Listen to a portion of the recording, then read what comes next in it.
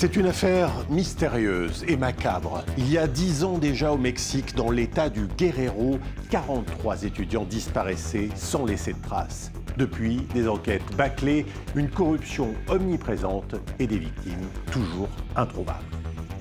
C'est le soir du 26 septembre 2014 que ces jeunes hommes ont disparu. Issus de milieux modestes, ils étudiaient dans une école normale pour être enseignants dans les zones les plus pauvres du pays. Leur école était connue pour être proche de la gauche radicale et ils avaient ce soir-là réquisitionné plusieurs bus pour se rendre à une manifestation à Mexico. Mais la police a érigé des barrages routiers et ouvert le feu sur le bus. 6 personnes, dont 3 étudiants, ont été tuées sur place. Les 43 autres n'ont jamais été revus vivants, au grand désespoir de leur famille. En tant que parents, nous n'arrêterons pas tant que nous n'aurons pas retrouvé nos enfants. Nous demandons au gouvernement de les retrouver en vie, car ils ont été enlevés en vie. C'est notre but, et nous irons jusqu'au bout. Nous considérons l'État directement responsable, car nous savons qu'ils sont liés aux trafiquants. Selon la version officielle, les étudiants auraient en effet été livrés par des policiers corrompus à un cartel de la drogue, les Guerreros Unidos, qui les aurait assassinés. Leur corps aurait ensuite été brûlé et jeté dans un ruisseau. Mais cette version a depuis été démentie par des expertises scientifiques et tous ceux qui avaient avoué à l'époque l'avaient fait sous la torture. Depuis, de nombreux policiers, militaires et hauts fonctionnaires ont été mis en cause. Cette affaire n'est malheureusement pas un cas isolé. Plus de 110 000 personnes sont aujourd'hui portées disparues au Mexique, la plupart en lien avec le trafic de drogue. Et pourtant, le sort des 43 suscite toujours l'indignation de la population. Billet retour sur les disparus du Guerrero, c'est un reportage de Laurence Cuvillier et Mathieu Comin.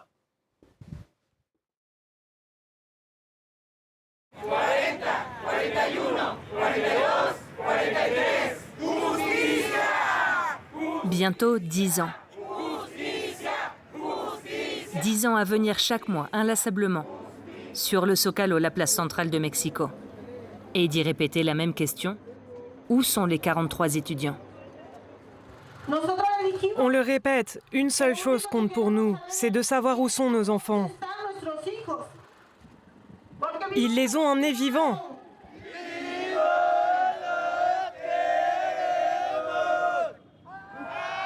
Maria campe ici depuis une semaine avec plusieurs dizaines de parents et d'autres étudiants des écoles normales rurales venus de tout le pays en signe de solidarité. Nous sommes en janvier, les nuits sont froides. On a froid, on ne mange pas bien, parfois on ne dort pas. Mais pour nous, le plus important, c'est de connaître un jour la vérité. José Eduardo, le fils de Maria, avait à peine 19 ans quand il a disparu.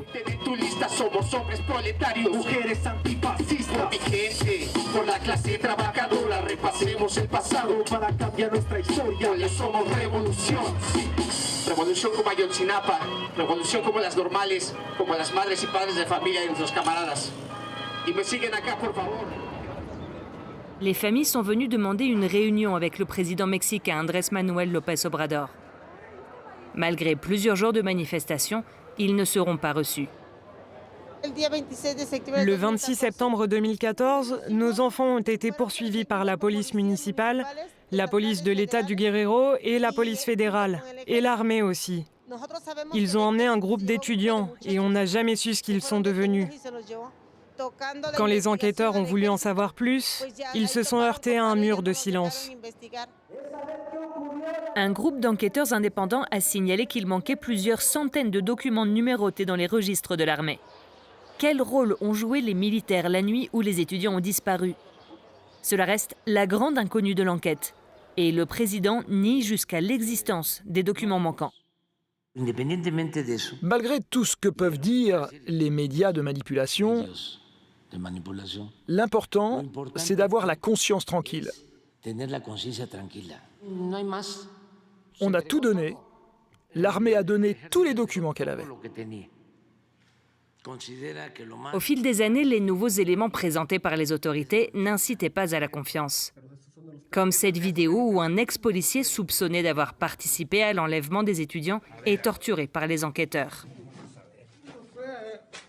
Selon une commission de l'ONU, au moins 34 suspects auraient été torturés, rendant leur témoignage juridiquement invalide. Les ossements de 3 des étudiants ont été identifiés, mais la confusion règne quant au lieu où certains de ces restes auraient été retrouvés. Les relations entre les familles des disparus et le gouvernement se sont dégradées au fil du temps. Exaspérés, début mars, les étudiants lancent une camionnette contre une porte du Palais national où le président donnait sa conférence de presse quotidienne. La vidéo tourne en boucle dans les médias, alimentant une haine latente contre les étudiants qui explose sur les réseaux sociaux. Je vote pour l'éradication de ces écoles de terroristes.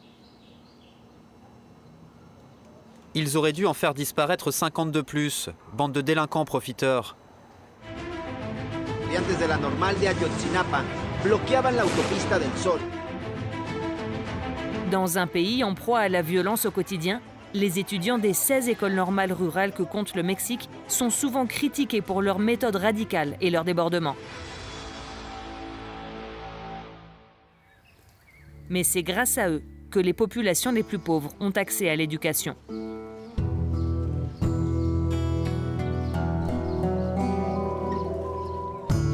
Il est 7 h du matin à l'école d'Ayotzinapa. Les étudiants de première année se préparent à nettoyer la cour, sous l'œil de Karl Marx, de Lénine, mais aussi de leurs 43 camarades disparus. Gustavo a 20 ans. Il est entré à l'école normale il y a quelques mois. On est habitué. Travailler tôt, se lever à 6 h du matin, on a grandi comme ça. Alors ce rythme, ça nous semble pas si dur. Parce que toute notre vie, on a fait ça chez nous.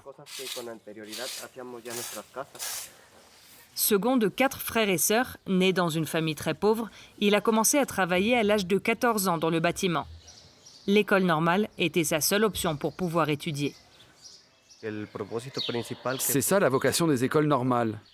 Elles accueillent des fils de paysans ou de gens très pauvres qui veulent sortir leur famille de la misère. Des études gratuites, logement inclus sur place et 3 repas par jour. Ça a l'air de rien, mais c'est très important. Des camarades m'ont raconté qu'avant de venir ici, ils ne mangeaient qu'1 à 2 fois par jour.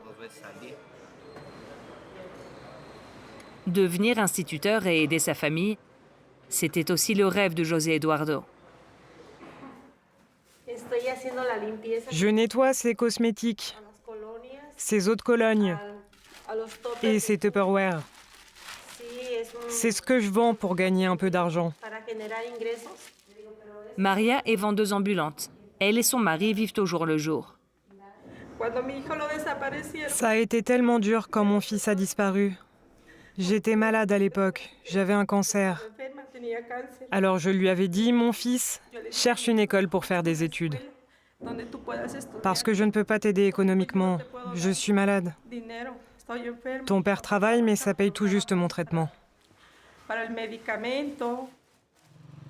Maria consacre plusieurs jours par mois aux manifestations pour faire pression sur le gouvernement. Alors le reste du temps, elle met les bouchées doubles pour gagner de quoi vivre. J'ai cette crème de nacre. D'habitude, elle vaut 5 ou 6 euros, mais elle est en promotion. Je la vends 3 euros. Ça vous intéresse? Parfois, je vends un peu. Parfois, rien du tout. Chaque bénéfice compte.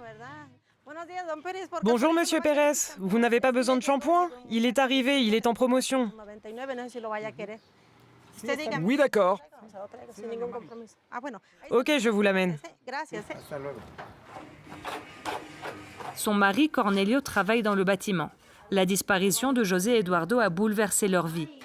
Mais ils ont décidé de se serrer les coudes. Moi, je travaille à plein temps. Et c'est elle qui va aux manifestations la plupart du temps. C'est important, parce qu'on court le risque qu'ils classent le dossier sans suite. 10 ans sans nouvelles. Et pourtant, Maria continue de croire que son fils pourrait être en vie. Quelques jours après sa disparition, j'ai fait un rêve. Je voyais mon fils dans une salle obscure, Je ne distinguais pas bien où il était, mais j'ai vu qu'il m'adressait un sourire forcé. Et c'est ça qui me motive. Par ce sourire, il me demandait de ne pas m'inquiéter. Mais bien sûr que je m'inquiète. Je prie Dieu tous les jours pour que, où qu'il soit, il ne manque jamais de nourriture. On pense tout le temps à eux.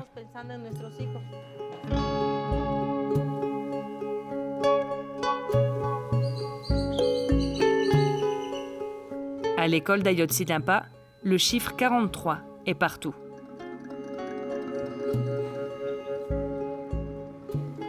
Gustavo avait à peine 10 ans lors des faits. J'étais enfant et bien sûr, je ne comprenais pas bien ce qui s'était passé.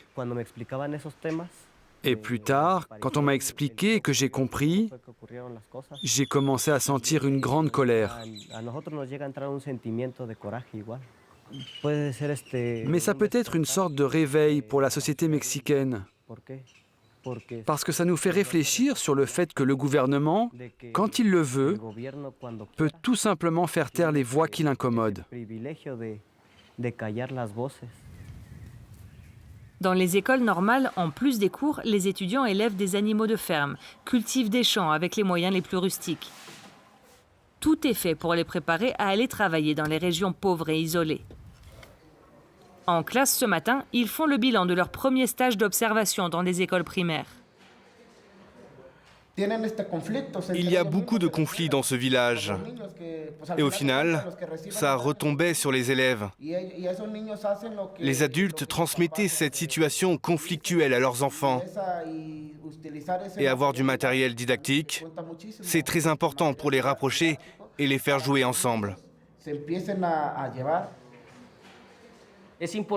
Bien sûr, il faut bien connaître ce contexte, parce que ça va avoir un fort impact sur les résultats de l'enfant à l'école. Là où j'étais, à Tecuanapa, le principal problème, c'était de l'eau de la rivière qui était très polluée. Et les enfants eux-mêmes me disaient qu'ils y jetaient tous leurs déchets.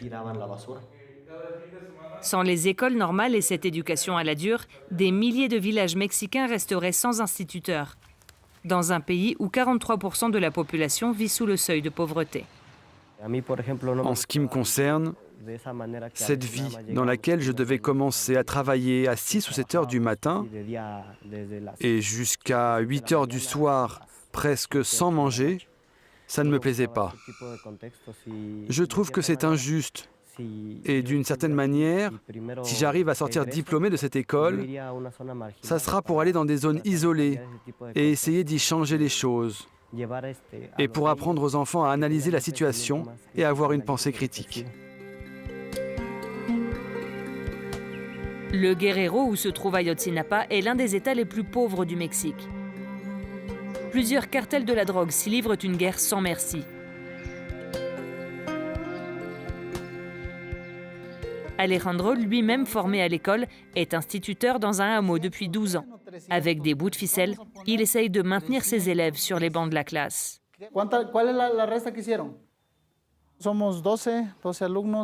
J'ai 12 élèves, mais pour de multiples raisons, les parents qui les emmènent au travail, ou qui ne peuvent pas les nourrir, ou la maladie, les infections pulmonaires par exemple.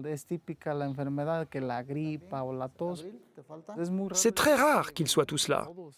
Par exemple, aujourd'hui, ils ne sont que 8.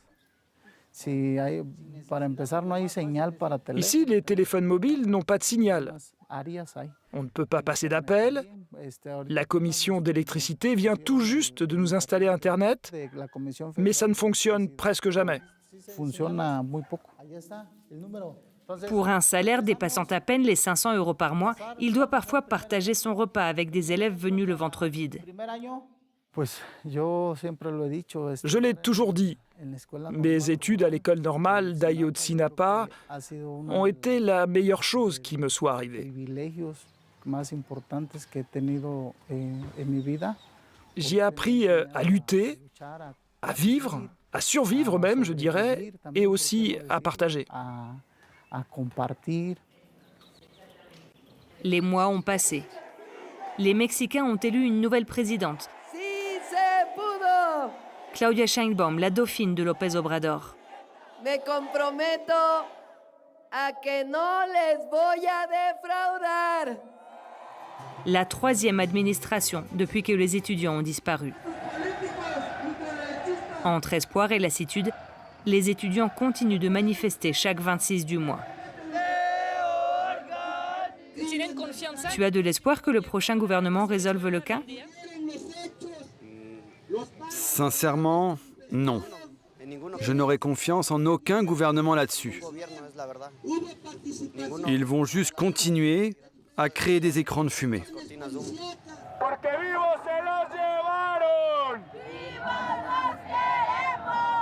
Les jeunes étudiants luttent aujourd'hui pour que le cas des 43 disparus ne tombe pas dans l'oubli. Comme ils l'ont toujours fait, avec les moyens du bord, des voix, des guitares, des manifestations.